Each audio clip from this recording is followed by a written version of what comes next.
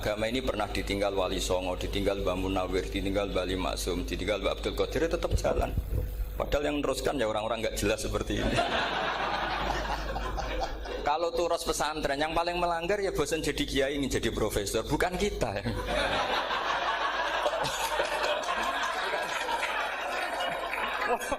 Yang bosan itu tidak kita, yang sudah ganti gelar itu. Tapi kita ya tidak apa-apa. Jadi nggak usah dijaga, turus itu biasa saja. Jadi biasa saja, menurut saya zaman itu biasa saja. Allah itu kalau bikin masalah itu ya bikin solusinya, itu sudah min sunnatillah. Jadi saya itu tidak pernah mikir, betul. Saya itu nggak pernah mikir agama ini nanti kayak apa, enggak. Selain saya tahu Allah yang akan menjaga agama ini, dipikir gak dimikir, memang kalau zaman lebih buruk ketimbang kemarin, itu sudah nasnya Nabi. Ma min yaumin illa ba'dahu syarrun min. Nah ini karena materinya sanad, mungkin ini spesifikasi saya. Saya mohon sanad itu ditulis tapi tidak diimani. Jadi yang ditulis itu hanya sebagai perangkat mudawwan. Karena kalau sampean imani itu bahaya, karena nanti tidak hadits tawatur. Makanya kritiknya para ahli hadis terhadap sanadu ahli qiraah, misalnya jenengan dari Gus Najib, dari Mbak Abdul Qadir atau dari Mbak Arwani, kemudian Mbak Munawir, kemudian Syekh Yusuf Ad-Dimyati, terus Syekh Sa'id Antar misalnya sampai Syekh Haruni dan seterusnya. Itu kan hanya menyebut satu orang. Ini harus dicatat. Padahal sanad khususnya Quran itu lafadznya harus mutawatir. Kaifiyatul ada juga harus mutawatir. Jadi harus riwayatu jam'in an jam'in la yumkinu tawatuhum alal kadzib. Makanya kalau ngaji sanad itu harus bersamaan dengan itu kita katakan bahwa menyebut Mbah Munawir itu fardun min afrodil am. Karena kalau enggak berarti sanad kamu menjadi ahadi. Kita tahu kan hadis riwayat ahadi itu masalah. Masalah apa enggak? Masalah. Hadis itu yang keren, yang mutawatir. Padahal Quran itu fauqal hadis. Makanya saya bilang sanad itu ditulis tapi tidak usah diimani. Kalau itu tok, ya harus diimani kalau itu sebagai jam'un an jam'in. Kebetulan taunya itu lewat guru. Jadi kita cara berpikir ya, sebetulnya semua Quran itu riwayatu jam'in an jam'in, dari kelompok besar ke kelompok besar. Kebetulan tahu kita dari satu orang, misalnya Mbak Munawir atau Mbak Arwani atau Gus Najib atau Mbak Arwani dan sebagainya. Saya itu punya bapak, buyut-buyut saya itu hafal Quran. Mereka ya pantangan malah, makanya itu sirinya. Kenapa kadang-kadang kiai dimintai sanad itu nggak mau. Tapi kalau sudah ahlinya nggak minta pun dikasih. Itu dulu tradisi ulama dulu gitu. Sufyan Ats-Tsauri kalau dimintain sanad santrinya bilang gini, sudah kamu pulang saja. Kalau saya sudah tahu kamu benar, saya datang ke kamu tak kasih sanad. Saya yang datang ke kamu tak kasih sanad. Saya itu punya sanad ya baru-baru. Saya bangun mendekati wafat baru dikasih. Karena nunggu tadi, nunggu kelayakan. Kalau tahu-tahu minta sanad kan gaya-gayanan tok. Terus dicetak di figura. Terus seakan-akan legal jadi muridnya Gus Najib. Itu aneh. Saya ulang lagi ya. Jadi kita harus ngadepi satu hukumnya Allah. Kalau sanadul Quran itu harus mutawatir. Kalau mutawatirnya riwayatu jam'in an jam'in sing la yumkinu tawatuhum alal kadzib. Sehingga kita nyaman. Misalnya kita mau tidak mau menyebut setelah hafaz, itu kita hanya menyebut asim.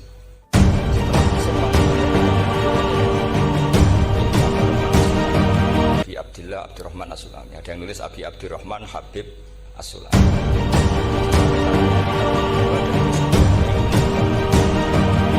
Yang benar itu bacanya Habib. Habib itu As-Sulami, itu ikut marga Robi'ah. Itu kemudian ditulis gurunya hanya dua, yaitu Abdurrahman As-Sulami sama Zirin bin Hubes. Setelah Zirin bin Hubes, sahabat yang ditulis itu hanya Utsman, Ali, Ubay bin Ka'ab. Ya, Utsman, Ali, dan Ubay bin Ka'ab sama Zaid bin Sabit. Hanya 4. Sekarang kita teliti betapa bahayanya itu. Bahayanya begini. Zaid bin Sabit itu orang Ansor. Artinya kalau orang Ansor itu tidak menangi periode Makkiyah. Bagaimana dia bisa meriwayatkan semua Quran sementara dia Ansoriun yang notabene hanya mengenal surat-surat Madaniyah, sementara ayat Makkiyah atau surat Makkiyah itu bawahnya. Dan Ubay bin Ka'ab sendiri itu ngajinya itu tidak banyak, karena dia harus ngaji sama Abu Bakar, Umar. Dan dulu nggak mungkin setoran kayak sekarang 30 juz karena masyhulun semua orang sih. Sehingga kita harus pastikan zikru fardin min afrodir ruwat atau zikru ahadin min ahadir ruwat adalah implementasi dari riwayatu jam'in an jam'in. Karena ini untuk menjaga status Quran harus mutawatir. Kalian jangan ngawur, itu bahaya sekali. Saya punya banyak tulisan tentang itu. Dan karena kalau berupa tulisan itu biasanya terus jadi konsumsi akademik, tinggal seminar terus narasumber untuk duit macam-macam itu. Itu makanya saya tidak mau. Saya itu suka ngaji alami. Sehingga kalau betul saya dikatakan viral itu saya tidak mikir, viral tidak ada mikir. Saya ini sudah cocokkan sama Gus Dar, mau daftar wali. Syaratnya wali itu nggak peduli dengan makhluk. Kalau saya peduli berarti terdegradasi nanti. Sudah cocokkan sama Gus Dar, Gus daftar wali. Angel Gus, sekarang yang peminatnya tidak banyak kata saya. Karena zaman akhir itu peminatnya jadi rektor tadi. Jadi ini nanti dicek saja. Nah dulu mana saya dengan Gus Dar. Karena buyut-buyut saya itu ya sepuh sama sepuhnya sama buyut. Karena buyut saya kandung itu diantara namanya ada Mbak Maksum. Mbak Maksum itu bin Soleh. Mbak Soleh buyut saya kandung itu gurunya Mbak Soleh Darat. Jadi buyut-buyut saya juga kasepuan. Gus ini juga kasepuan, jadi adu kasepuan. Yang jelas itu entah menang mana tidak tahu. Sing wani rokok berarti menang. Karena berarti berani tidak sopan gitu. Tapi bisa saja menang saya karena legowo. Tadi pamit saya, Gus saya rokok boleh-boleh. Jadi dia lebih keren karena nggak sopan, saya keren karena jembarati. Berarti setingkat lah kira-kira gitu, setingkat. Kalau Gus Hamid karuan pernah Pak Alik ya, nggak berusopan sama Gus Dar, memang ini kan Pak Aliknya. Saya teruskan ya. Jadi anak-anak alumni Al Munawwir ini yang maui apa lanyah Qurannya, apa tadi dakwah tadi tafakuh, saya juga nggak paham yang dimaksud Pak Mustaqim itu. Karena apa ya? Ilmu itu ditulis itu sebenarnya berdasar minatnya penulis, bukan berdasar kehendak Allah. Buktinya gini, sebelum ada metodologi penyebaran agama, itu agama sudah jalan. Ditinggal Nabi Wali Songo agama sudah jalan. Penulis gue disertasi dokter enak, weh harusnya gini. Zaman rong nulis mbok tulis, wah agama wis mlaku. Sebenarnya orang nulis itu kan untuk gelar doktoral, untuk kenaikan pangkat. Mana ada kiai-kiai itu menjadi pinter karena tulisan para doktor? Nggak ada. Agama ini sudah jalan tanpa panduan para penulis dokter-dokter itu. Dulu mana ayo mereka dakwah sama panduan tulisannya? Dulu mana? Dulu dakwahnya. Terus itu dianalisis. Terus analisis jadi disertasi. Makanya saya tuh jarang diundang orang mau kalau nggak pernah sepuh. Cuma sial saya yang pernah sepuh ternyata banyak. Akhirnya saya tuh bikin kaidah agak salah dulu. Saya mau diundang hanya yang pernah sepuh. Ternyata yang pernah sepuh itu banyak. Ya kemarin saya datang di hallnya Ki As'ad, terus dia datang di hallnya Pak Hamid. Karena mbah saya kandung itu sepupu sama Pak Hamid Pasuruan. Saya buyut-buyut saya itu orang Lasem sama orang Kudus. Sebenarnya kalau saya mau nakalan itu pakai buyut saya tertua itu, tapi kayaknya enggak lah. Nanti mereka malah ngedu Nabi Adam malah selesai. Karena kalau saya pakai buyut saya yang Mbah Soleh itu, yang gurunya Mbah Soleh Darat itu, nanti sampean pakai Nabi Adam bisa tuntas saya. Meskipun saya mungkin lewat Kobil atau lewat Habil, nanti cocokkan lagi. Jangan-jangan jenengan yang lewat Kobil, saya Habil. Malah panjang lagi, nggak tahu aktenya juga nggak. Kira-kira kan delok potongannya. Kalau yang alim kayaknya pantasnya lewat Habil. Gitu. Kalau yang nggak alim ya pantasnya lewat nggak tahu. Campuran ya kombinasi. Tapi begini ya, Quran itu al-mira fil Quran kufrun ya, atau al-jidal fil Quran kufrun ya, ada dua riwayat. Memperdebatkan Quran itu kafir. Nah awal debat itu karena Quran dianalisis. Sehingga karena dianalisis ini sebetulnya yang masuk itu analisisnya apa? Para analis, bukan hakikatul ilm. Misalnya gini, para dosen atau para peneliti itu harus pernah jadi wali. 2 menit saja, tidak usah lama-lama. Karena grup wali juga gak terima kalau ini jadi wali lama-lama, karena ada aturannya. Kalau dalam istilah Syaikhul Qadir Al-Jilani fasalab tuhalah, kalau orang wali gak layak tak beredel katanya gitu. Misalnya begini, ada kiai yang milih zuhud cuek terhadap perubahan zaman. Sebetulnya orang analis akan bilang itu cuek, tidak peduli dengan sekelilingnya. Tapi di dunia wali, orang cuek itu mutawakkil ala Allah. Makanya dalam kitab hikam da'it tadbir fama qoma bihi ghairuk la tuqim bihi nafsak. Sudah, kamu tidak usah mikir dunia, ini sudah ada al-mudabbir yaitu Allah Subhanahu wa ta'ala. Kamu mikir, tidak ikut punya kok kamu pikir. Hidayat yang milik Allah, rezeki yang milik Allah, kamu pikir, tidak melok duwe kok pikir. Sehingga ketika dianalisis ini orang yang cuek, antisosial atau tidak punya kesolehan sosial, kalau mereka ngamati orang-orang soleh yang tertutup ini. Padahal ini adalah orang yang dekat Allah. Karena sudah makomnya makom apa? Tajrid. Tapi dianalisis meninggalkan apa? Sosial. Lah yang pro sosial, misalnya yang dosen, yang ceramah di mana-mana, dianggap peduli sosial. Jangan-jangan peduli nasibnya sendiri. Karena ya ada untungnya gitu. Makanya seperti ini kalau nuruti begitu-begitu itu tidak ada selesainya. Maka kita harus ngomong sesuai hakikatul amr. Bahwa anak abdun soro fakhri dimna fakri. Jadi kita ini selalu hambanya Allah. Yang menjadi kebanggaan kita adalah mulazamatul fakr, bahwa kita selalu butuh Allah, baik diucapkan maupun tidak.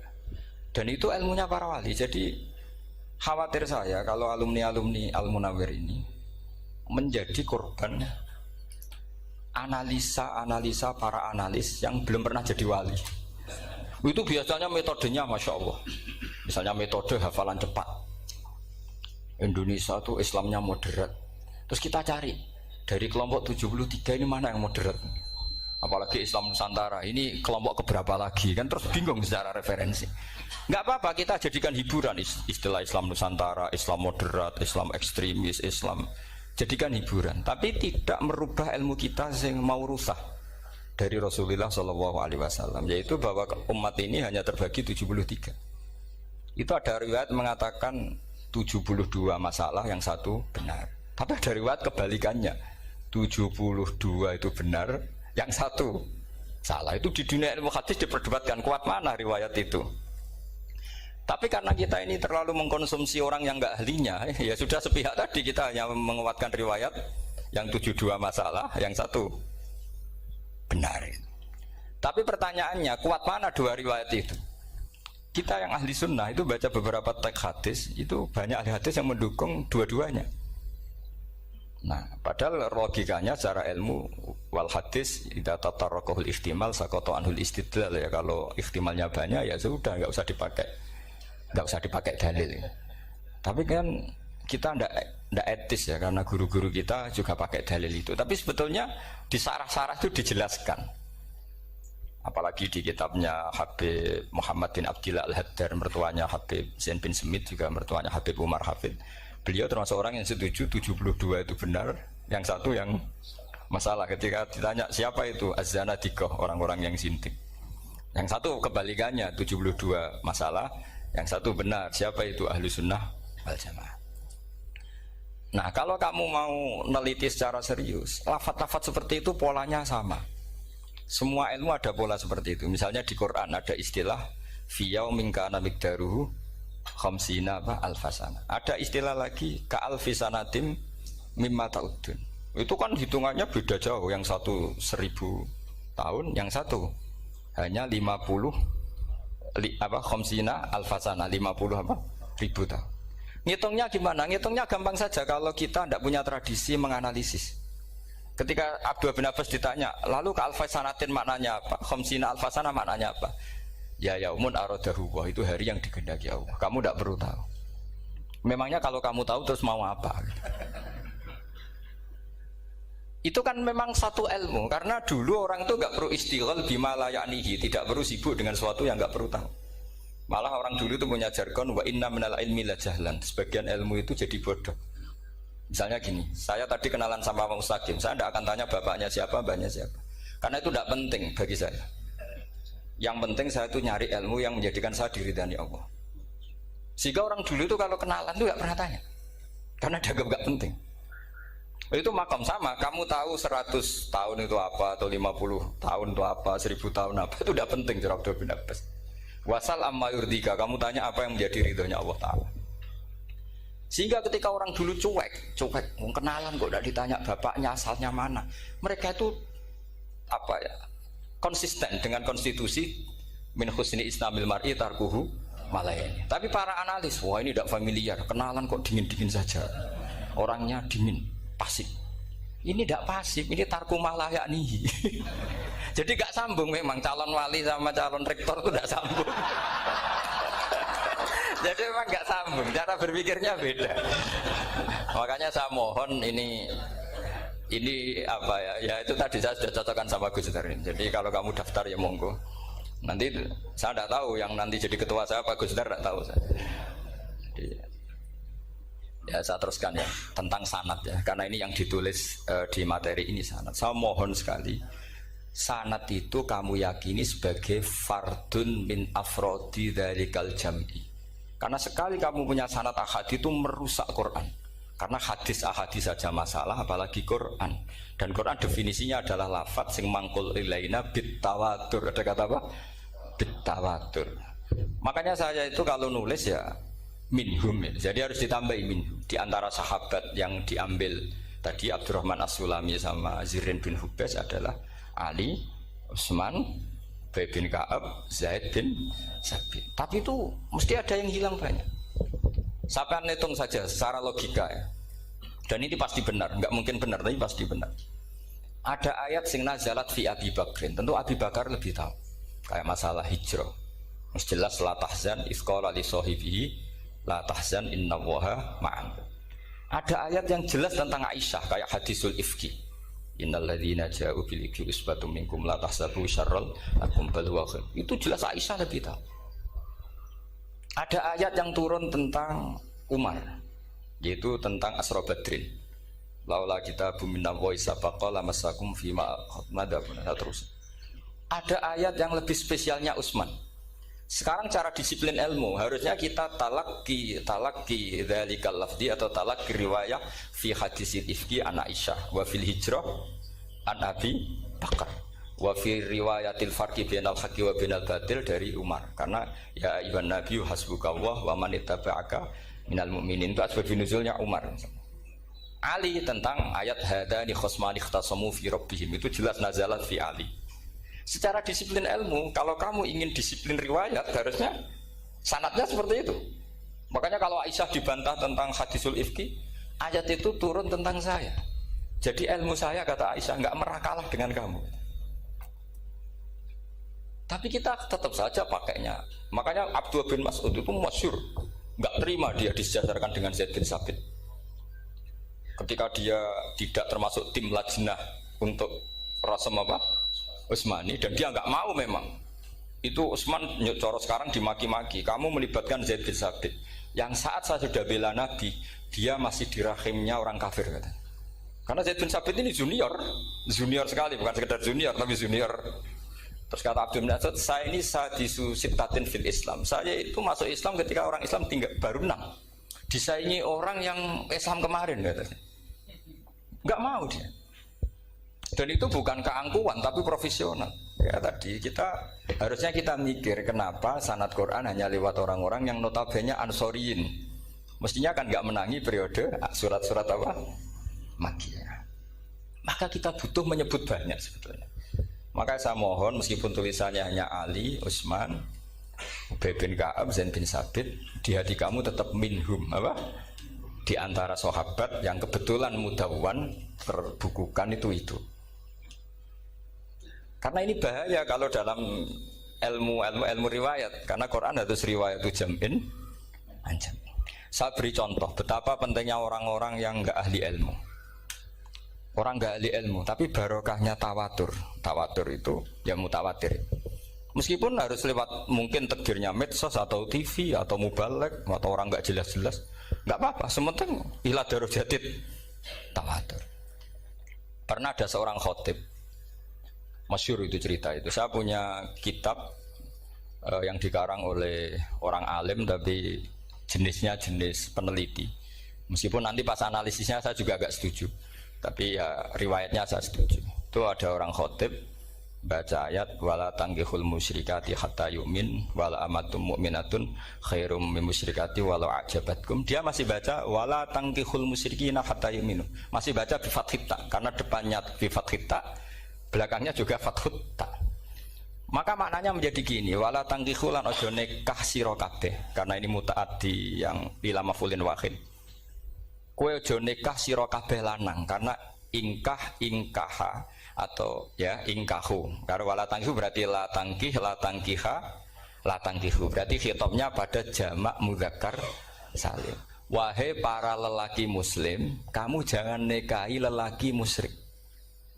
Wah, itu si Arabi itu tersiksa. Hebatnya apa? Dawuhnya Allah kalau bakas sekelas itu. Gak usah dilarang, yang mau minat tuh siapa?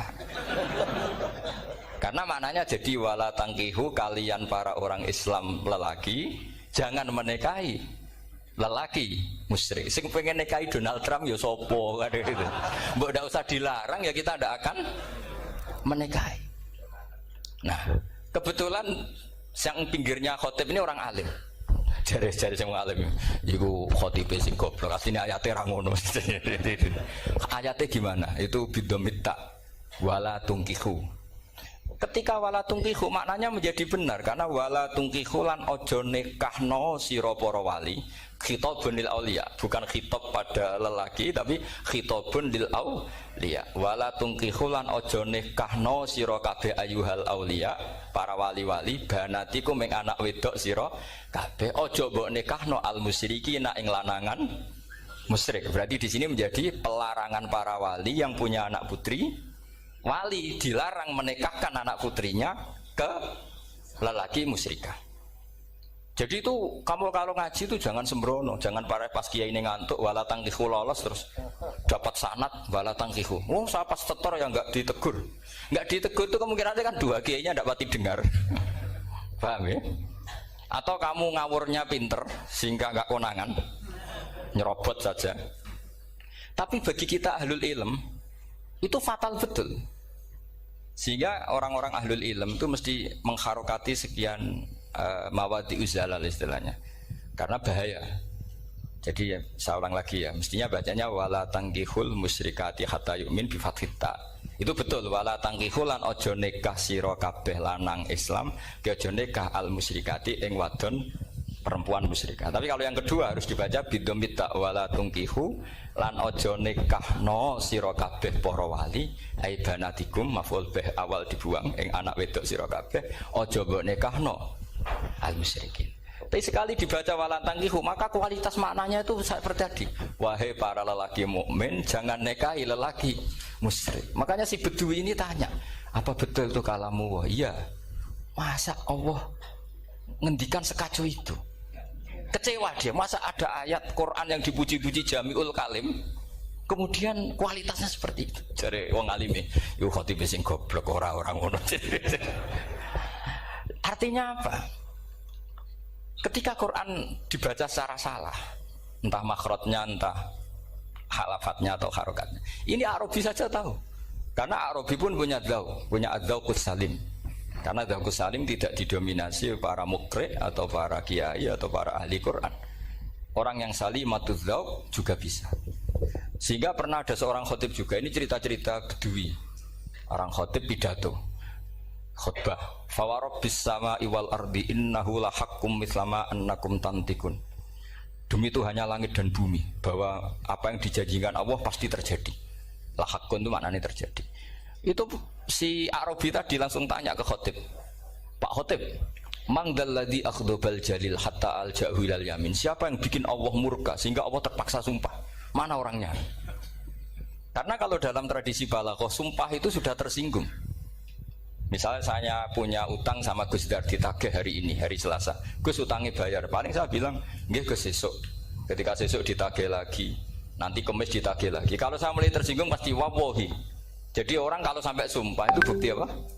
Tersinggung. Karena kalau dalam balaghah disebut kalau mukhatab tuh kholiyad dzihni tidak usah taukid, tapi kalau mulai mutaraddid agak ragu dikasih taukid. Kalau banget nggak percaya nih dikasih sumpah. Itu mesti terusannya duga. Itu kaidah tuh, nggak bisa nggak. Karena al-yamin atau al-qasam itu ya dulu alal ghadab. Makanya langsung si Arabi tadi tanya, "Man dzalladzi akhdabal jalila hatta al-jawil al-yamin?" Siapa yang bikin Allah tersinggung sampai Allah terpaksa sumpah? Ini dzauqul Arabi, dzauqul Badawi, orang yang sangat betul.